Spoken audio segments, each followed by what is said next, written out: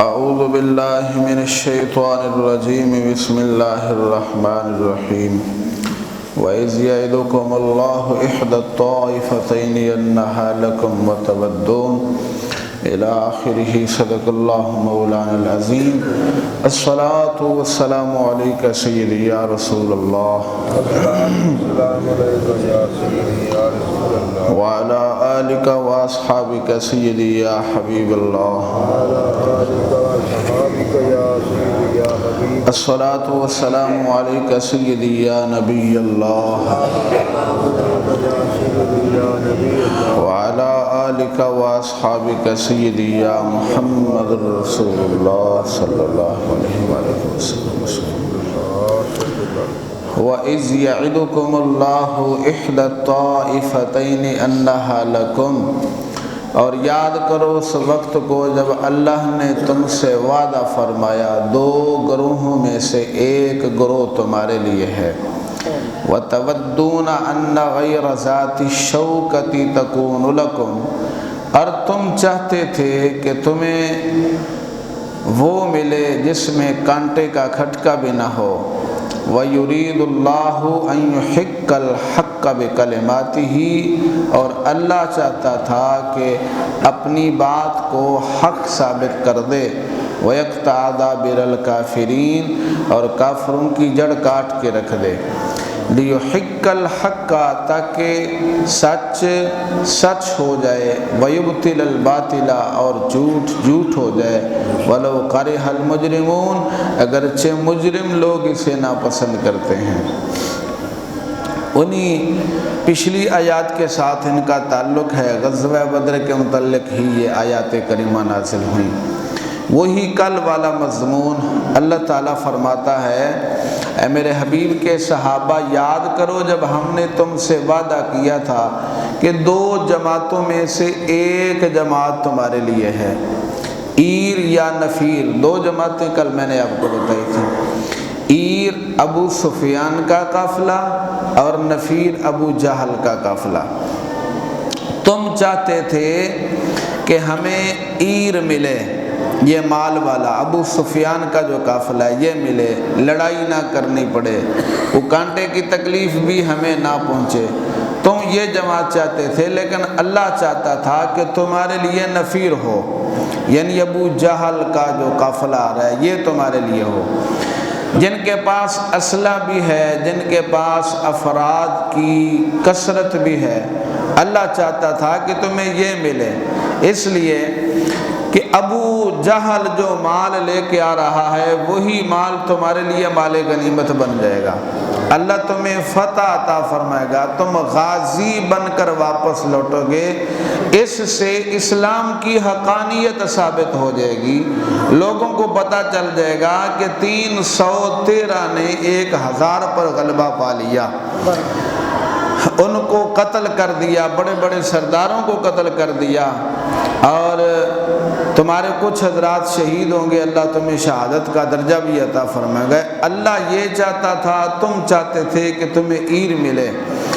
لیکن پروردگار جل والا جو چاہتا تھا بالآخر تمہاری بھی پھر اصلاح کر دی، پروردگار نے تمہارے لیے یہ راستہ آسان کر دیا، حق کو حق ثابت کر دیا، جھوٹ کو جھوٹ ثابت کر دیا، وَيَقْطَعَ دَابِرَ الْكَافِرِينَ، اور کافروں کی جڑ کو کاٹ کے رکھ دیا۔ ابو جہل جب قافلہ لے کے آ رہا تھا مکہ سے، جب چلا تھوڑی دور ہی گئے تھے مکہ سے، کسی نے کہا کہ سارے سردار تو اس قافلے میں ہیں، مکہ کو خالی چھوڑ کے جا رہے ہو، تمہارے گھر خالی ہیں۔ قبیلہ بنی بکر مکہ کے قریب ہی تھا، ان کے ساتھ ان کی دشمنی تھی، کسی نے کہا کہ ہو سکتا ہے پیچھے سے قبیلہ بنی بکر والے تمہارے گھروں پہ حملہ کر دیں، تمہارے بیوی بچوں کو ہلاک کر دیں، تم سارے بدر کی طرف جا رہے ہو، قریب تھا کہ یہ لشکر بکھر جاتا، لیکن اچانک شیطان سراقہ بن مالک کی شکل اختیار کر کے ان کے سامنے آ گیا، یہ بڑا بدبخت ہے، انسانی شکل اختیار کر کے سراقہ بن مالک، یہ سردار تھا بنی کنانہ کا، بنو بکر کا، قبیلہ بنو بکر کا یہ سردار تھا سراقہ، اس کی شکل اختیار کر کے آیا، کہتا نہیں نہیں ایسی کوئی بات نہیں ہے،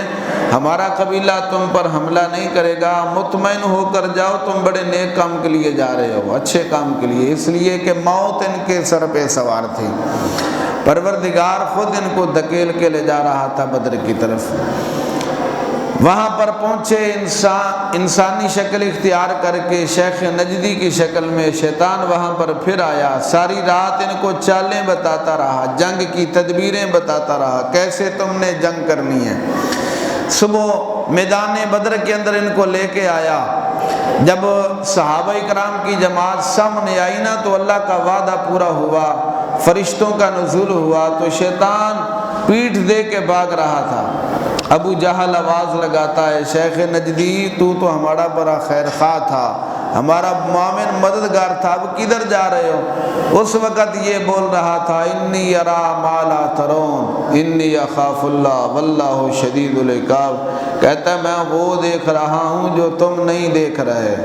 فرشتوں کو دیکھ رہا تھا، فرشتوں کو نازل ہوتے ہوئے، تو فرشتوں کا کون مقابلہ کرے؟ ابلیس کر سکتا ہے؟ ایک جبریل ہی کافی ہے۔ کہتا ہے میں وہ دیکھ رہا ہوں جو تم نہیں دیکھ رہے، میں اللہ سے ڈرتا ہوں، واللہ شدید العقاب، اور اللہ سخت عذاب والا ہے۔ قیامت کے دن بھی ایسا ہوگا، آج ان کی یاریاں ہیں، دوستیاں ہیں شیطان کے ساتھ، کل قیامت کے دن ابلیس کی یاری، یہ دوستی ختم ہو جائے گی، دور بھاگے گا، کہے گا میرا تم سے کوئی تعلق نہیں ہے۔ بہر صورت اللہ تبارک و تعالی جل وعلا نے اس آیت کریمہ کے اندر اس کا تذکرہ فرمایا۔ آیت کریمہ سے سبق اللہ پاک نے ہمیں یہ عطا فرمایا کہ انسان کی طبیعت اور فطرت میں ظاہری عیش و عشرت ہے، اور انسان کی طبیعت اور فطرت میں عجلت پسندی ہے، جلدی چاہتا ہے، یہ اچھائی کو، بلائی کو، نعمت کو جلدی چاہتا ہے۔ پروردگار نے صحابہ کرام کی اصلاح فرما دی کہ عجلت پسندی نہ کیا کرو، بلکہ حوصلے، بردباری اور صبر کے ساتھ کام لیا کرو۔ ہمیں بھی یہی سبق عطا فرمایا۔ وہ ابو سفیان کا قافلہ جلدی تم چاہتے تھے، یہ تھوڑا سا محنت کر کے تمہیں مال غنیمت ملنا تھا، ابو جہل کے قافلے والا، اس لیے جلد بازی نہ کیا کرو، بلکہ تکلیف مصیبت کے اوپر صبر کیا کرو، پروردگار اس سے بہتر صلہ عطا فرمائے گا۔ ہم بھی جلد پسندی کرتے ہیں نا،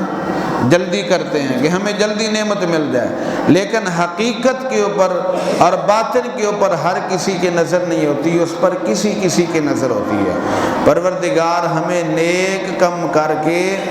اچھا کام کر کے، اس کے اوپر اللہ تبارک و تعالی سے امید پر صابر اور شاکر رہنے کی توفیق عطا فرمائے۔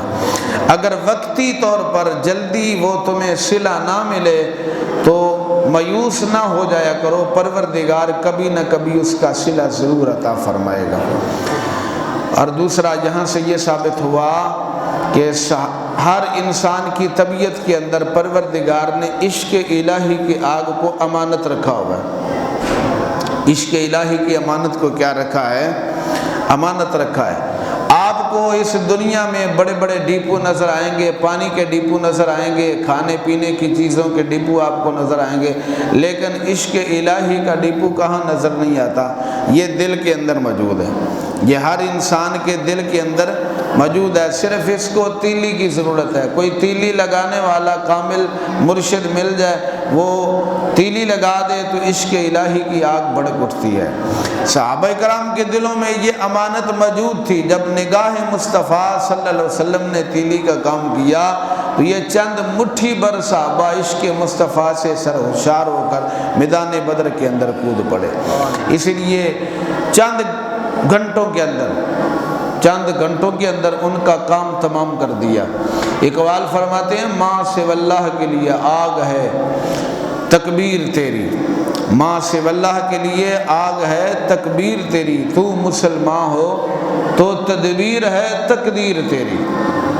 کامل مسلمان بن جائے تو جو تو منہ سے بولتا چلا جائے گا نا، پروردگار اسی کو تیرے لیے تقدیر بناتا چلا جائے گا۔ اور تیری تکبیر کے اندر اللہ نے اتنی قوت رکھی ہے کہ جب تو عشق الہی سے سرشار ہو کر ایک بار اللہ اکبر کہہ دے گا، اللہ کے سوا ہر چیز کو جلا کے رکھ دے گی تیری تکبیر۔